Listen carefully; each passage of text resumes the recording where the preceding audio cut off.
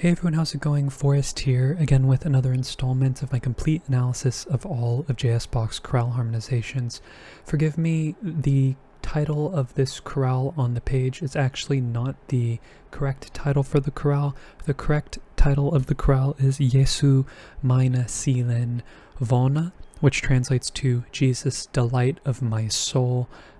The title that I have here is incorrect, so please disregard that and refer to the one that was in the title screen, as well as what the video is titled after. Thank you so much, and sorry for the confusion. This is the melody, the very famous Jesu, joy of man's desiring, the very famous melody, probably maybe the most famous melody ever composed by Bach, or one of them, maybe tied with the G major minuet. This is the choral selection from the work. One thing to bear in mind is the fact that there are instrumental interludes in this particular chorale setting. I have removed them, as I've done with the rest of the instrumental interludes, or chorales that do include instrumental interludes, and when you do so, you can add a repeat here to sort of create a faux A section and a faux B section, but the choral section, the vocal content is identical between the two sets of instrumental interludes, so do bear that in mind. I just wanted to be able to fit more onto one page. But that being said, we are in triple meter. Some notations have this in, or some scores have this in 9/8 time. I have it written in 3/4 just because it makes the harmonic rhythm a little bit more easier to disseminate. It also just, again, saves space and allows the font to be larger. So let's get started. So 1 sharp in the key signature, we start on G major, we end on G major. I reckon we're in the key of G major. We start things off with a passing 7th in the bass. We have E, E, G, and C. That's C major in first inversion, which is 4/6. F sharp, A, and D. That's D major in first inversion, which is 5/6. Another passing tone in the bass. Another passing tone here in the alto before we get D, B, F sharp, and D. That is B minor over D, which would be a 3 chord in first inversion. That is another, that's an example of a deceptive progression, because we would expect 5 to go to 1, but here we have it going to 3, which is like kind of like a substitute for 1, but because we're not going to 1 after a dominant chord, it is kind of deceptive in a way. We then have E, B, G, and C. That is C major 7 over E, which is 4/6/5. So some adjacent harmony. We often see 3 go to 4 or 6. Sometimes we see it go to 5, but the majority of the time it goes to 4 or 6. We have some passing tones in the lower voices and a syncopation going on here in the alto. That spells F sharp, A, D, and C, which is D7 over F sharp. That is 5/6/5. And then we have G major, G, G, D, and B, which is our tonic triad in root position, before we get another D major triad, D, F sharp, D, and A, and that is reiterated, creating a half cadence. Our next phrase concludes with a perfect authentic cadence in the key of G major.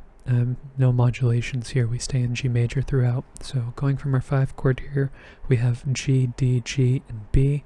That's our tonic triad. Passing 7th in the bass, E, E, G, and C. It's another C major triad in first inversion, so a similar first phrase to our, or similar first measure to our first phrase. In fact, it's identical up until this point. And then we get our first change. We have B, D, G, and B. That is, or D rather, that is G major over B, which is 1/6. Then we have B, B, D, and B. You could make the argument that this is continuing the same chord, but I'm going to make the argument that this is a B minor chord that's just happening in passing because we are getting rid of the root. So depending on whether you hear this as a passing chord or not, it's up to you. But I feel like with the bass leaping down, it does have the effect of a new chord being voiced here. But like I said, I think either leaving this beat blank or analyzing it as a 3 chord, I think they're both valid analyses. We then have E, B, E, and B, which is implying E minor, which would be a 6 chord, which is what we would expect after 3, or one of the possibilities that we would expect after 3, but notice how there is no third in this chord. This chord could also be 5 of, not 5, but 5 of 2, as we often hear that. If you listen to the instrumental version, you hear some secondary dominance happening before the cadence, so this very easily could have a G sharp in it rather than a G natural, but we don't know. I'm going to call it 6 for now. It could be 5 of 2. The fact that 2 follows it is maybe coincidental, because 6 wants to go to 2, and 5 of 2 would obviously want to go to 2 as well. So C, C, E, and A. That's A minor in first inversion, which is 2-6. Passing tone in the melody. This A is a chord tone, this C is a chord tone, so we don't need to mark it. D, D, F sharp, and B. I reckon that this B is actually a kind of like a 6-5 suspension over the bass, so you could call it a 3 chord in first inversion, 3-6, because it would be like B minor over D, but I think that this is really just implying a 5 chord. This E is a neighbor tone, this B is a non-chord tone, and then it turns into 5-7, D, C, F sharp, and A on beat 3 before we cadence on G major, G, B, D, and G. Tonic triad. Okay, looking into the B section, we have a perfect authentic cadence in the key of A minor.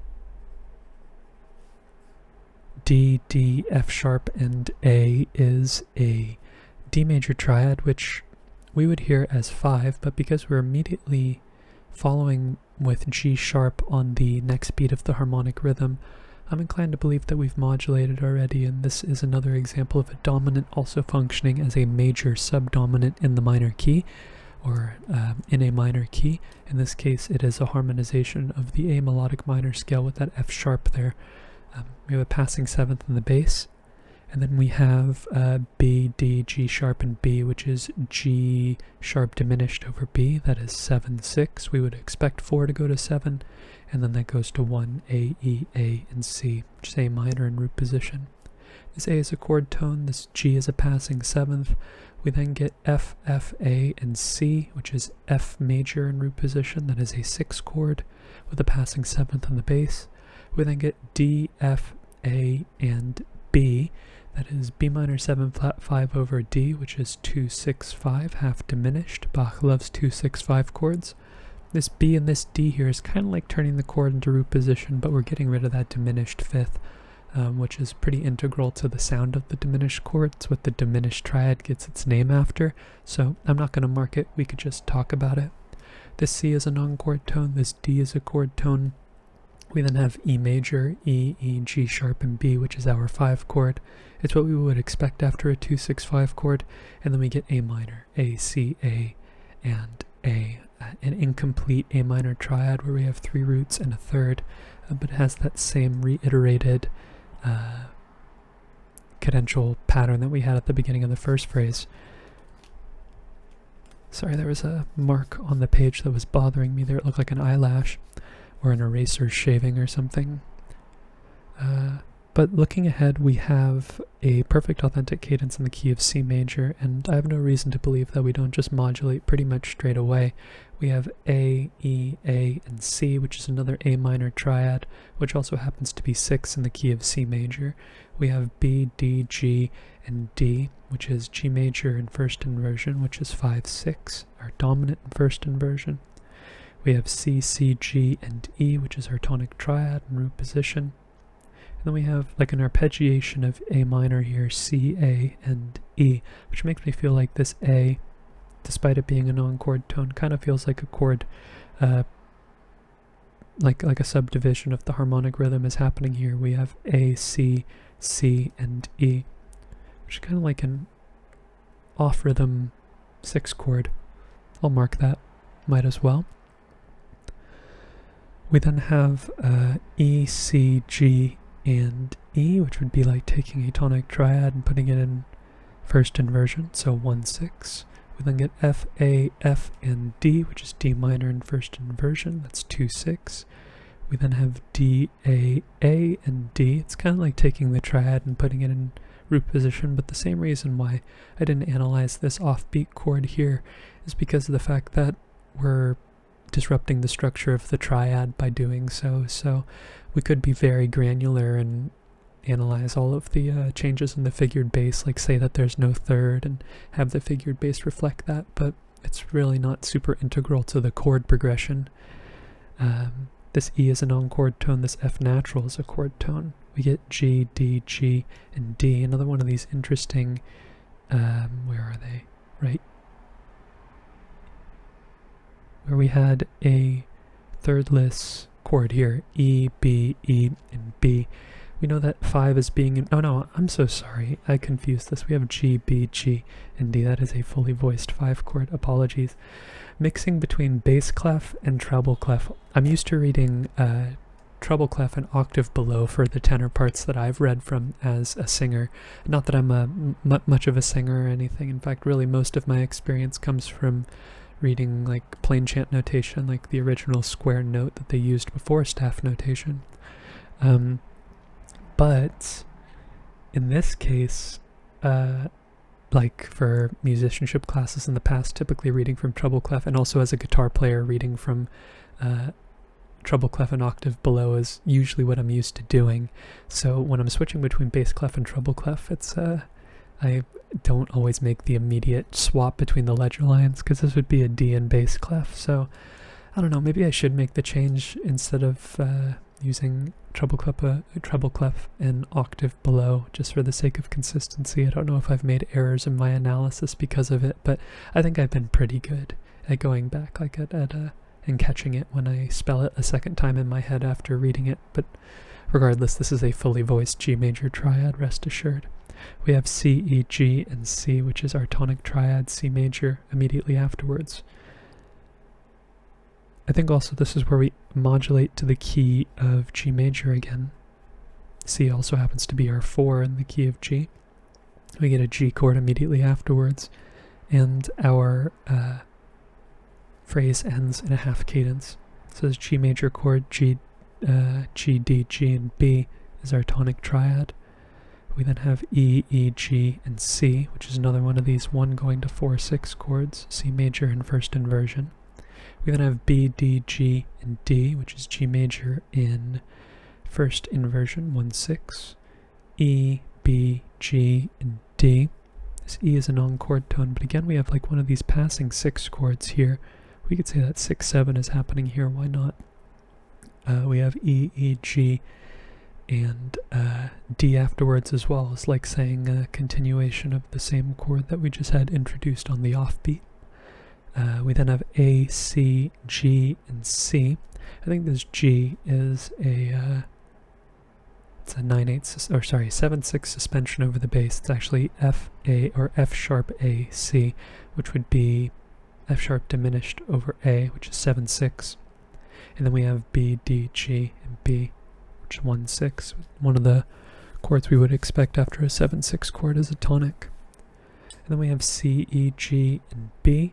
We can call these passing tones because they're off the harmonic rhythm, because it's we're not harmonizing the melody really anymore. We have auxiliary tones. This would be like saying C major 7, C, E, G, and B natural, which is a 4/7 chord. And then we cadence on D major, D, A, F sharp, and A, which is our 5 chord. And finally, our last phrase ends in a perfect authentic cadence in the key of G. We immediately go to G major afterwards, G, D, G, and B, which is our tonic triad. Passing 7th in the bass, E, E, G, and C. Another C major triad in first inversion, or 4/6. Going to B, D, G, and D. Another tonic triad in first inversion. We've seen this progression before. 1, 4, 6, 1, 6. We then have B, B, D, and D.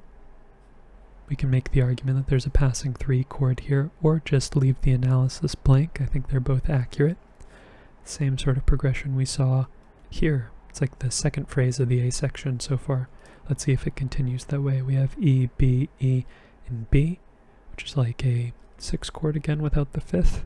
We could also call it 5 of 2, because we don't know what quality of the triad it is.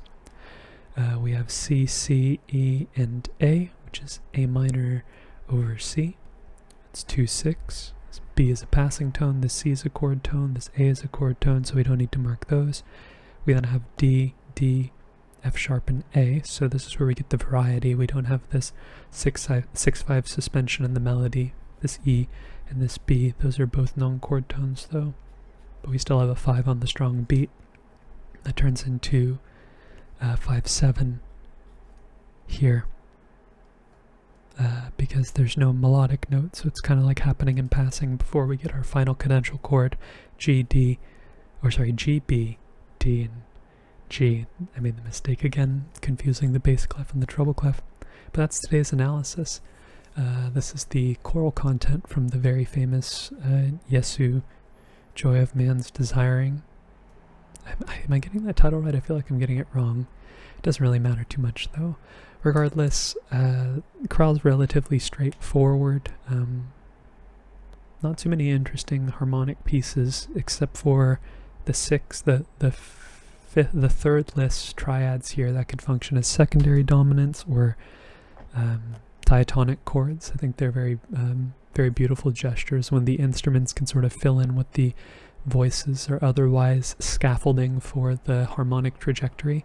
But other than that, I think everyone has heard this melody on a Christmas album or something. They've heard it just in popular culture. That being said, if you're interested in following me along on this journey to analyze all of Bach's chorale harmonizations, feel free to subscribe to the channel and hit the notification icon. I upload once a day, so you'll be notified of when the video goes live. If you want your daily dose of Bach or analysis, this is the place to be, and I'd be happy to have you along on the journey. That being said, thank you so much for watching the video. Thank you so much for supporting the channel by doing so. I really appreciate it. I look forward to tomorrow's analysis, and I hope you take care.